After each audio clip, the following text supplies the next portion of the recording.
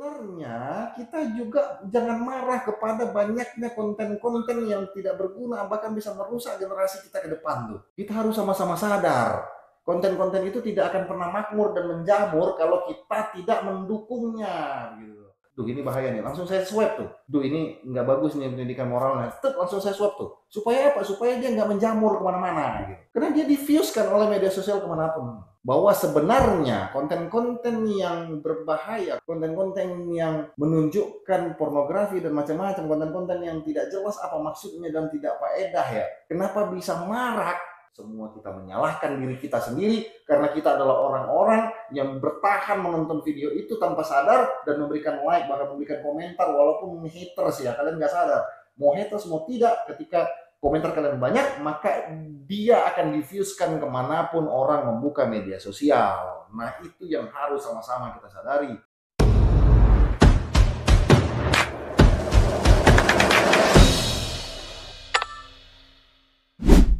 Assalamualaikum warahmatullahi wabarakatuh. Ketemu lagi kita mau bahas kali ini soal algoritma ya. Algoritma itu, abang ini mau bahas matematika. Enggak.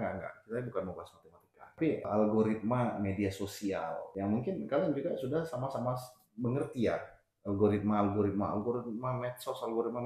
Jadi algoritmanya itu apa tontonmu tergantung algoritmamu. Nah, ini udah sering jadi pembahasan kita dimanapun. Nah, cuman yang menarik di sini, menurut saya, yang pengen saya kupas menjadi sebuah materi yang saya ingin berbagi kepada kalian adalah menjadikan algoritma ini, tapi sebelumnya saya tidak bisa juga ya menganggap bahwa kalian semua yang melihat video ini mengerti tentang algoritma itu. Jadi media sosial, apapun itu platformnya, ketika kalian men-swipe atau melakukan pencarian, ketika kalian melihat sesuatu, dia akan mengenali kalian itu dari cara kalian melihatnya. Jadi misalnya kita masukkan di kolom pencarian tuh di Google ya, cara beternak bebek, hari ini kita cari itu, cara beternak ayam, maka selanjutnya dia akan merekomendasikan ke kita tentang cara-cara beternak hewan. Nah gitu, dia mengenali kita dari itu. Kemudian platform yang menampilkan video-video, mau video pendek atau video panjang ya, kita kan sering tuh melakukan pencarian video-video. Misalnya kita cari video tentang tutorial membuat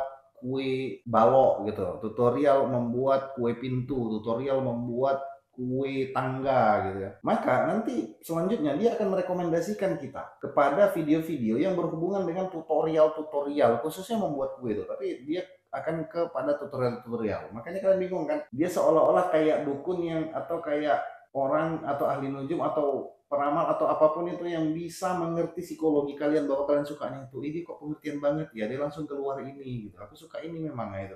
Nah, kemudian kayak model tayangan video yang kalian bisa swipe. Ketika swipean kalian ini dia akan mengeluarkan swipe kalian itu sesuai dengan apa perilaku kalian di media sosial itu. Contoh misalnya begini, saya ngeliat ceramah tuh, panjang gitu, saya dengerin tuh, lebih dari setengah sekali. Terus saya like, kemudian naik lagi tuh. Saya slide lagi, lihat yang lain, saya swipe, lihat yang lain, saya swipe. Saya lihat lagi ceramah, bertahan lagi. Maka untuk selanjutnya yang akan sering keluar itu adalah ceramah-ceramah itu. Nah, semua yang kalian lihat akan lebih banyak ceramah-ceramah itu. Jadi disitulah dia mengenali kalian itu sukanya apa gitu. Itu algoritma itu cara dia mengenal kebiasaan kita. Jadi kalau kita berteman itu dengan dia, kita bisa melihat kebiasaan-kebiasaannya. Berdasarkan kebiasaan-kebiasaannya, kita tahu tuh apa-apa yang dia suka dan apa-apa yang tidak dia suka.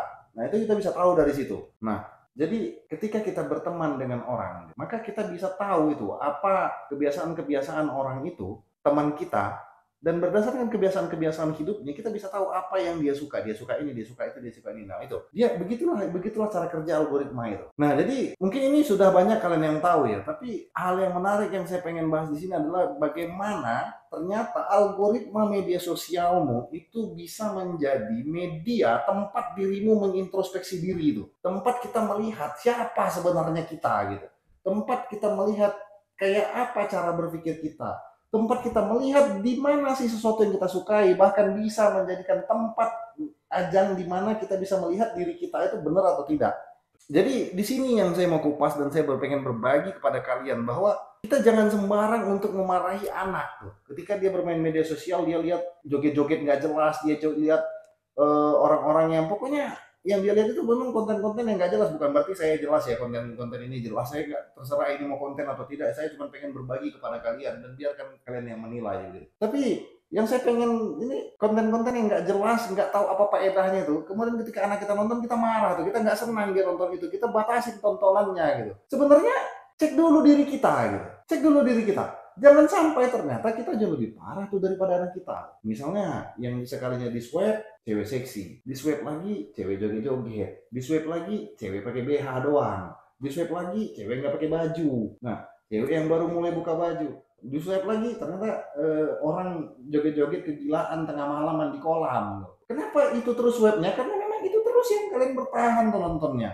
Jadi begitu. Jadi kita mengingatkan orang lain, cek diri kita dari situ. Coba buka HP kita mulai sekarang ini. Kalian kan nonton ini. Nah, kalian nonton ini kan. Coba swipe. Apa yang paling banyak keluar itulah dirimu. Jadi apa yang paling banyak keluar di handphonemu, di media sosialmu, apa yang direkomendasikannya untukmu, maka itulah sebenarnya dirimu. Artinya bukan dirimu dalam arti seluruh kata tidak, tapi rasa sukamu. Misalnya yang keluar komedi, maka kau aslinya adalah orang yang butuh hiburan. Semua kita butuh hiburan, tapi mungkin di sini lebih kepada orang yang sangat membutuhkan hiburan dan hidupnya hanya membutuhkan hiburan. Nah, misalnya kau melihat sukanya itu bertahan, disuap keluar kata-kata, disuap kata-kata quotes dan segala macam itu kan. Nah, maka dirimu sebenarnya orang yang agak-agak depresi mungkin ya, agak-agak kebingungan menentukan jalan hidup, masa depan yang gelap dan segala macamnya itu yang terjadi di dalam hidup kalian. Ini yang menarik saya rasa untuk saya berbagi kepada kalian. Maka coba ini jadikan aja. Mulai dari ketika kalian yang melihat video saya, setelah kalian melihat video ini, maka coba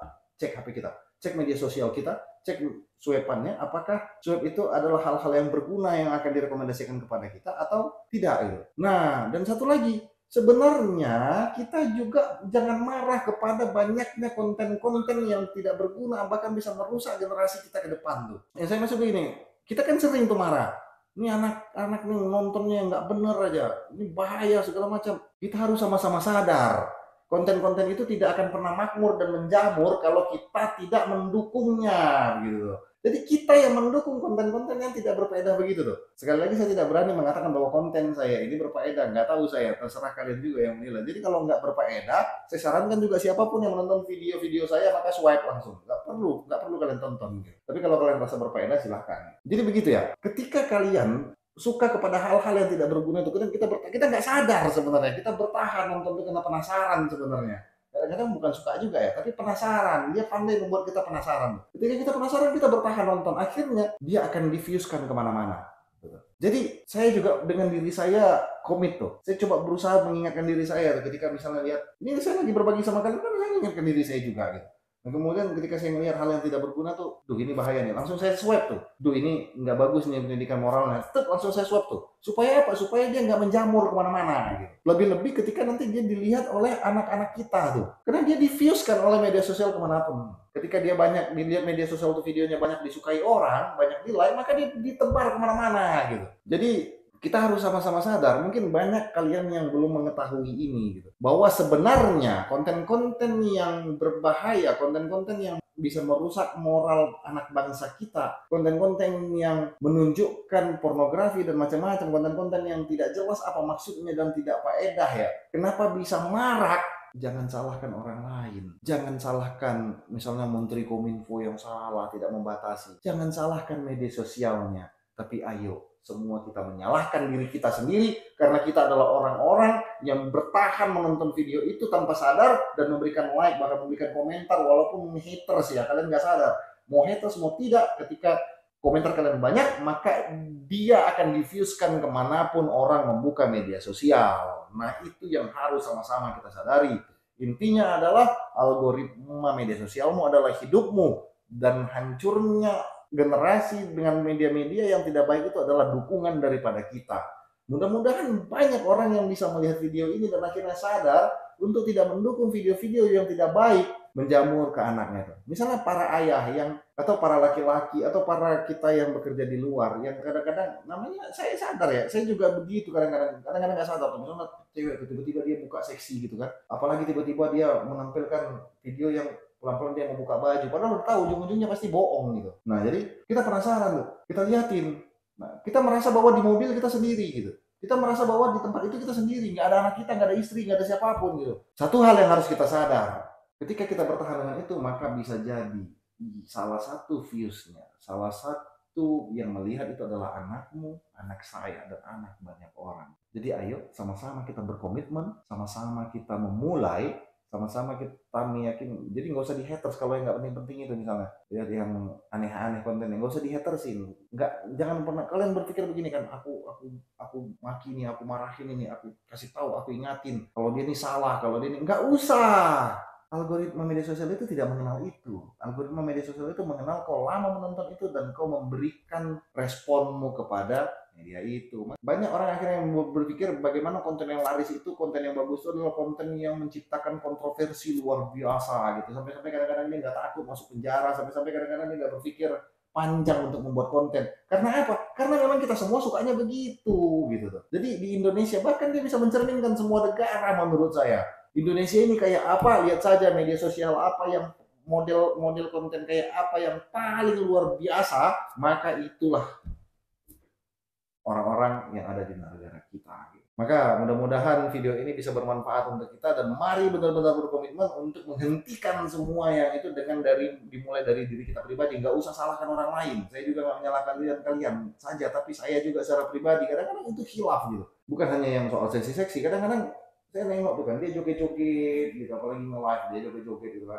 Nah, kalau joget-joget dengan yang normal-normal saja, dengan cara yang secukupnya, sebaiknya saja, dia berusaha berpikir, saya rasa nggak masalah gitu. Tapi kadang-kadang ada yang terlalu berlebihan kayak misalnya yang ada yang saya lihat mandi air paret gitu kan, kemudian ada yang tengah malam jam 12 malam, jam 2 malam dia mandi di kolam nggak jelas gitu kan. Nah ini tontonan kayak apa nih yang mengajarkan akhirnya kepada mental anak bangsa itu untuk mendapatkan cuan itu dengan cara-cara yang begitu tuh, nggak begitulah. Silakan kalian mau joget, silakan kalian mau apa, tapi dengan hal yang sewajar dan secukupnya gitu. Lagipun kembali lagi, balik lagi kita juga yang salah. Kita nengok konten dia mandi air paret misalnya, dia joget-joget nggak jelas, itu kita biarin, kita bertahan gitu, terus kita komentar, kita haters itu, ingatin dia, bang itu air jorok bang. Algoritma kenalnya kita memberi respon. Kalau nggak suka, kalau nggak mau itu video kemana-mana, maka langsung swipe dia gitu. Saya bilang swipe. Maksudnya diganti tuh, sak, gores HP-mu ke atas langsung, tuh ya. Jadi begitu teman-teman semuanya, mudah-mudahan kembali lagi video ini berguna bukan hanya untuk kalian tapi untuk diri saya juga secara pribadi. Mari kita bersama-sama berkomitmen, semoga kita bisa melindungi diri kita, keluarga, kerabat terdekat untuk menjadi sama-sama baik dan mendukung pola-pola pendidikan di Indonesia untuk generasi anak bangsa itu menjadi jauh lebih baik, peningkatan SDM-nya jauh lebih baik. Mudah-mudahan Allah selalu memberikan kita kesehatan, nikmat hidup, nikmat iman, dan nikmat kesehatan. Billahi fisabilillah, fastabiqul khairat. Assalamualaikum warahmatullahi wabarakatuh.